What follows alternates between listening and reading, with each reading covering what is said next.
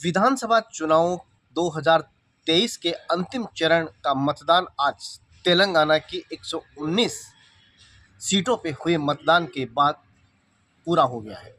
या ये कहा जाए कि प्रदेश सहित 5 राज्यों के चुनाव संपन्न हो चुके हैं। प्रत्याशियों के भाग्य ईवीएम में कैद हो चुके हैं और अब प्रत्याशियों को 3 दिसंबर का इंतजार है।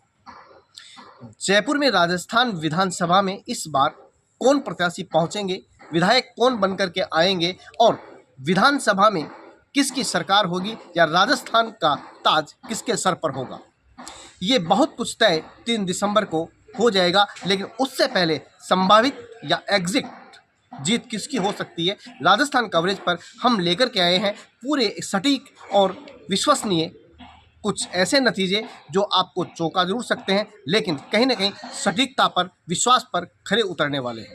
मैं इस समय जयपुर में हूं और विधानसभा के बाहर से आपको सीधा बता दूं कि राजस्थान के जयपुर जो राजधानी है राजस्थान की, यहां पर कुल 19 विधानसभा सीटें हैं और इन 19 विधानसभा सीटों में 8 जयपुर शहर के परकोटे में आती है और 11 ग्रामीण में आती है। बात करें जयपुर में तो इस बार 289 प्रत्याशियों ने कुल 378 नामांकन दाखिल किए थे। या ये भी कहा जा सकता है कि इतने लोग अपना भाग्य आजमा रहे, लेकिन बात करें 19 सीटों की तो टक्कर कहीं ना कहीं सीधे भाजपा और कांग्रेस में ही है। लेकिन भाजपा के साथ सबसे बड़ी विडंबना इस बार यह है कि भाजपा ने इस बार मुख्यमंत्री का चेहरा घोषित नहीं किया है। मुख्यमंत्री कौन होगा ये अभी भी मुट्ठी में बंद है। या कहा जाए तो ये कहा जा रहा है कि आलाकमान तय करेगा कि भाजपा अगर सत्ता में आती है तो मुख्यमंत्री कौन होगा। लेकिन आपको इतना जरूर बताते चलें कि राजस्थान में कांग्रेस गहलोत के चेहरे पे चुनाव लड़ रही है और पूरा कैंपेन गहलोत के इर्द गिर्द ही रहा है। देखने वाली बात होगी कि जयपुर की उन 19 सीटों में कौन बाजी मारेगा, किसके सर पर ताज होगा, कौन विधानसभा में पहुंचेगा। आइए बात कर लेते हैं सिलसिलेवार विधानसभा सीटों की। वहीं यदि बात करें विधानसभा जयपुर शहर की दूसरी सीट की तो मालवीय नगर विधानसभा है, जहां कालीचरण सराफ जो भाजपा में चिकित्सा राज्य मंत्री रह चुके हैं, उनका मुकाबला यहां कांग्रेस की तेज तर्रार नेता अर्चना शर्मा के साथ है। कालीचरण सराफ यहां काफी भारी भरकम नेता माने जाते हैं, लेकिन उनका विरोध भी यहां कम नहीं है। ऐसे में पहली बार अर्चना शर्मा यहां से चुनाव जीतकर विजयश्री हासिल कर सकती है। लेकिन कहीं ना कहीं जयपुर की जनता जो हमेशा भाजपा का गढ़ मानी जाती है, या जयपुर राजधानी जो भाजपा का गढ़ मानी जाती है, उससे लगता है कि कालीचरण सराफ भी कहीं पीछे नहीं रहने वाले। बात करें एग्जिट पोल की तो कहीं ना कहीं कालीचरण सराफ ही एक बार फिर से यहाँ जीतते हुए दिखाई दे रहे हैं। बात करें तीसरी सीट की तो तीसरी सीट पड़ती है आदर्श नगर, जहाँ पर रफीक खान और रवि नैयर जो युवा नेता है उनका आपस में मुकाबला है, या ये कहें कि भाजपा और कांग्रेस का सीधा मुकाबला है। देखने वाली बात यह होगी क्या रवि नैयर की नैया प्रधानमंत्री नरेंद्र मोदी के दौरों से पार लगेगी, या फिर एक बार फिर से रफीक खान यहां से चुनाव जीत सकते हैं, क्योंकि पिछली बार ये सीट रफीक खान के पास थी, कांग्रेस के खाते में थी। बात करें जयपुर शहर राजधानी की अगली सीट की तो अगली सीट आती है झोटवाड़ा सीट, जहां पर केंद्र सरकार के युवा और तेज तर्रार नेता राज्यवर्धन राठौड़ का मुकाबला कांग्रेस के अभिषेक सिंह से है।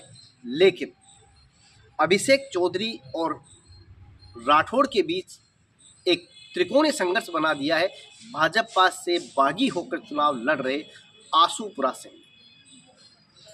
बताते चले आशु सिंह वो तेज तर्रार और युवा नेता है जो कहीं न कहीं राज्यवर्धन राठौड़ के बीच में बेड़ियां बन गए हैं या उनकी जीत में रुकावट बने हुए हैं। तो कहा जा सकता है राजस्थान कवरेज के माध्यम से कि झोटवाड़ा सीट पर त्रिकोणीय संघर्ष बना हुआ है। कोई भी सीट जीत सकता है या कोई भी विजय हासिल कर सकता है और विधानसभा पहुंच सकता है। बात कर लेते हैं अगली सीट की, हवा महल। इस बार हवा महल सीट पर दोनों ही नए प्रत्याशी, महेश जोशी का टिकट काट दिया गया है, यहां से आर तिवारी को टिकट दिया गया है जो कांग्रेस के प्रत्याशी हैं, और मंदिरों को लेकर राजनीति की सियासत में पहली बार विधानसभा जाने का ख्वाब देख रहे बाल मुकुंदाचार्य उनके सामने है। पहली बार दोनों हैं, लेकिन बाल मुकुंदाचार्य को उम्मीद है कि उनका हिंदुत्ववादी कार्ड उन्हें विजयश्री दिलाएगा। साथ ही प्रधानमंत्री की तेज और जोशीली सभाओं से भी माहौल बाल मुकुंदाचार्य के पक्ष में बनता दिख रहा है। तो कहा जा सकता है कि बाल मुकुंदाचार्य या भाजपा ये सीट जीत सकती है। बात करें अगली सीट की, तो विराटनगर सीट मानी जाती है, जहाँ पे विद्याधर नगर सीट कहा जाता है। विद्याधर नगर विधानसभा क्षेत्र है, जहाँ से कांग्रेस के सीताराम अग्रवाल जो पार्टी के कोषाध्यक्ष भी हैं और भाजपा से राजसमंद से सांसद और कहीं न कहीं एक तरह से बिना कहे सीएम फेस दिया कुमारी चुनाव लड़ रही है। आम जनता में ये देखा जा रहा है कि दिया कुमारी राजस्थान की सीएम बन सकती है, या ये कहा जाए कि वसुंधरा राजे का अल्टरनेट हो सकती है। तो कहीं ना कहीं सीएम फेस की इस दौड़ को लेकर के दिया कुमारी सीताराम अग्रवाल पे काफ़ी भारी दिख रही है, और यदि हुआ तो दिया कुमारी राजस्थान में सबसे ज़्यादा मतों से इस सीट को जीत सकती है। कहा जाए भाजपा ये सीट जीत जाएगी। अगली सीट की बात करें तो सांगानेर आती है। सांगानेर में यहाँ कांग्रेस के पुष्पेंद्र भारद्वाज जो यूनिवर्सिटी प्रेसिडेंट रहे हैं, और दूसरे उनके सामने भजन लाल शर्मा, दोनों ही प्रत्याशी एडी से चोटी का जोड़ लगा रहे हैं। पुष्पेंद्र पहले चुनाव हार चुके हैं और इस बार फिर से मैदान में। अब देखने वाली बात ये होगी क्या पुष्पेंद्र भारद्वाज इस बार यहाँ जीत हासिल करते हैं या फिर भजन लाल शर्मा चुनाव जीतते हैं। बात करें किशनपोल की, तो यहाँ एक बार फिर से भाजपा छोड़कर कांग्रेस में शामिल हुए अमीन कागजी मैदान में है, जिन्होंने कांग्रेस ने उनको टिकट दिया है, और चंद्रमोहन भाजपा से प्रत्याशी बनाए गए हैं। कुल मिलाकर के ये 8 सीटें हैं, जहाँ से कहा जा सकता है कि 6 पर इस बार भाजपा, 2 पर कांग्रेस जीत सकती है। बिल्कुल उल्टा 2018 में 6 सीटें कांग्रेस के पास थी, 2 भाजपा पे थी। इस बार लगता है कि जस्ट उल्टा परिणाम हो सकता है, 6 भाजपा 2 कांग्रेस। आइए अब बात कर लेते हैं राजस्थान की राजधानी जयपुर की शहर की उन 8 विधानसभा सीटों की, जहां पर कमोबेश भाजपा और कांग्रेस में सीधी टक्कर दिखती है। पहली सीट की बात करें तो सिविल लाइंस की बात कर लें, जहां राजस्थान सरकार में पावरफुल मंत्री रहे प्रताप सिंह खाचरियावास का मुकाबला एक सादा और सिंपल से दिखने वाले पत्रकार गोपाल शर्मा के साथ है। बता दें कि गोपाल शर्मा की राजनीतिक विरासत तो इतनी ज़्यादा नहीं है, लेकिन कहीं न कहीं पत्रकारिता का अनुभव और पूर्व मुख्यमंत्री राजस्थान के भैरव सिंह शेखावत का अनुभव उनके काम आ सकता है। साथ ही साथ उन्हें प्रधानमंत्री नरेंद्र मोदी के द्वारा किए गए रोड शो और सभाओं से उम्मीद है कि नतीजा उनके पक्ष में जाएगा। लेकिन राजस्थान कवरेज की माने तो आपको बताते चलें कि यहाँ भी कड़ा मुकाबला होगा और प्रताप सिंह खाचरियावास सीट निकाल सकते हैं। ये थी शहर की 8 सीटें, और आइए बात कर लेते हैं उन 11 सीटों की जो ग्रामीण जयपुर में आती है। पहली सीट जहां कांग्रेस से राजेंद्र यादव और हंसराज पटेल, जी हाँ बात कर रहा हूं कोटपूतली विधानसभा की। राजेंद्र यादव पहले विधायक थे और सरकार में मंत्री भी रहे, अब दोबारा भाग्य आजमा रहे, देखना होगा कि जीत होगी या नहीं। फिलहाल हंसराज पटेल उन पर भारी पड़ रहे हैं। विराटनगर सीट की बात करें तो इंद्राज गुर्जर कांग्रेस से और कुलदीप धनखड़ भाजपा से, यहाँ भी कमोबेश भाजपा ही भारी पड़ रही है। बात करें शाहपुरा सीट की, जहाँ से इस बार राजेंद्र राव जो भाजपा के दिग्गज नेता थे उनका टिकट काट दिया गया है। उनकी जगह उपेंद्र यादव जो छात्र नेताओं की राजनीति करते हुए इस बार चमके हैं, उन्हें टिकट दिया है, जिनका मुकाबला कांग्रेस के मनीष यादव से है। और यहाँ मामला त्रिकोणीय संघर्ष आलोक बेनीवाल बना रहे हैं। जी हाँ, बता दें जो गुजरात की राज्यपाल रही कमला बेनीवाल के पुत्र आलोक बेनीवाल और कांग्रेस के दिग्गज नेता माने जाते थे, उनका टिकट काटा गया, मनीष यादव को दिया गया, और इस बार आलोक बेनीवाल ने बागी चुनाव लड़कर के मामले को त्रिकोणीय बना दिया है। बात करें चौमू विधानसभा की, तो यहाँ भाजपा के तेज तर्रार रामलाल शर्मा का मुकाबला पहली बार चुनाव लड़ रही शिखा मील बराला से है।